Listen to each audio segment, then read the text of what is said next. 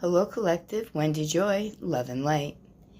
Today, I think that it's important that we remember that forgiveness and trust, they go hand in hand, but only so far. Because trust is something that's earned, and forgiveness is something that we allow ourselves the burden from.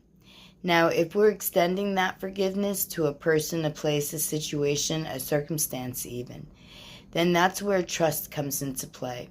Trust is something that has to be earned, which means that the other energy needs to prove through continual responsive motion in an upward manner, meaning try to do better, try to be better, in order to show that trust is something that's starting to be reformed. Now, that doesn't mean that you, on the other side of the equation, jump right in and say, okay, well, I trust that you're starting to repent, so that must mean that you'll be, on the up and up the whole way through. But that's not necessarily the case, because you have to remember that the negative energies that try to control and suppress everyone and get them to, go against each other are still sending seeds of doubt, anticipation, or aggravation, irritation even, to the energies, trying to get them to falter on their road to establishing and re-achieving trust.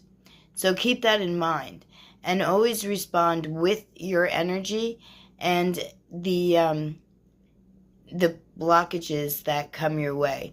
Meaning that if the other energy is starting to rescind, recline, restep, or even revert, then that's when you need to hold your boundaries even higher and not unforgive, because you release that burden for yourself more so than the other energy.